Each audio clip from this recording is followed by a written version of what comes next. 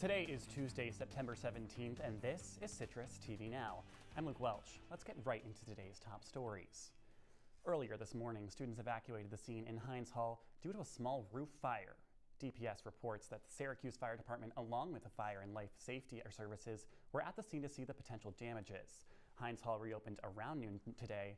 No comment has been made by DPS in regards to the flame. Well, moving just off campus, a treasured pizza hotspot is closing.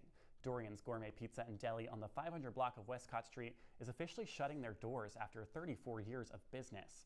The shop was known for delicacy pizzas and 12 Greek god sandwiches.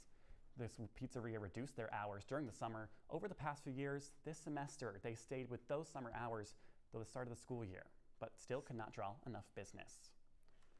Well, if you're looking to travel further from campus than the Westcott neighborhood, a Central bus taking students to the Syracuse airport will continue after the first year of test runs. The trial was restored last September for the first time in 15 years and has added an extra weekday trip. A small loop off Route 11 has been restored in the service. All details can be found on the Syracuse campus website. While staying at the airport, a new officer will oversee safety operations. Justin Bob will now serve as the police chief. He's been an officer at the airport since March of 2023. And heading south, the town of DeWitt voted to appoint Sergeant Shane Spencer as the interim chief of police and public safety.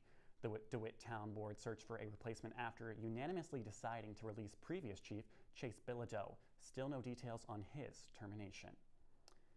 And we have reports this weekend. One man dead and another in critical condition after both being struck by cars over the weekend. 20-year-old Dante Sloman was killed after a vehicle made a left-hand turn and struck him on Saturday morning.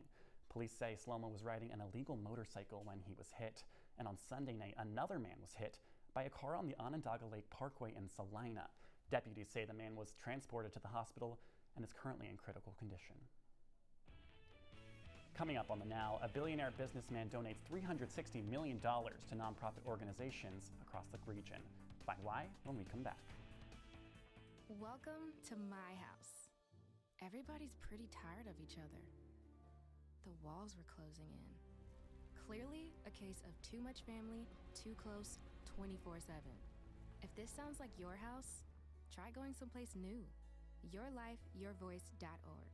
You'll find lots of ideas to help you handle the family stresses of being confined to close quarters. YourLifeYourVoice.org. It could help you find a little more breathing room. We start in the Middle East, where hundreds of paging devices have exploded simultaneously in an apparent attack on Hezbollah in both Lebanon and Syria earlier today. At least 8 are dead, roughly 3,000 wounded. But Lebanese information minister calls the attack, quote, Israeli aggression, and that Israel will receive its fair punishment, end quote. The pagers used were handheld and commonly used to send messages. Hezbollah has confirmed the death of 2 fighters and an 8-year-old girl. Well, coming back to the region, Tom Golisano, a Rochester native billionaire businessman, has decided to donate around $360 million to 82 nonprofits across our region. His titled Upstate Galano's Children's Hospital will receive $10 million of that donation. Golisano is the founder of Paychecks, a successful payroll service used nationwide. Golisano is an avid investor in the CNY community, with his total donation amount sitting around $775 million, And I wish I could be having a paycheck that high, but I'm just happy we had a nice day here in Syracuse. But more with those temperatures is our weather anchor, Tyler Oldano. Tyler, are those temperatures sticking around?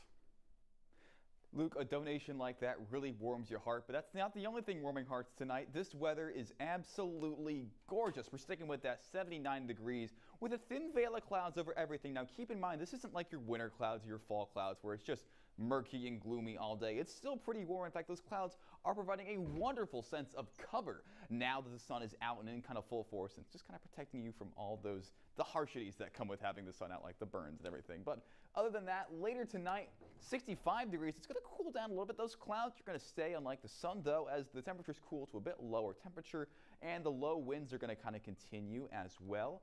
3-day forecast, we're just going to come up through that. The 83s are going to continue Wednesday, Thursday, and Friday, all seeing a similar level of cloud cover. That's all I got, Luke. Back to you. Tyler, thanks so much. That's all the time we have for you today on the Citrus TV Now. For more of the latest, follow us at Citrus TV News on X and Instagram. The news continues in an hour with Lauren Holdmeyer and Caitlin Campbell. Have a great night, Syracuse.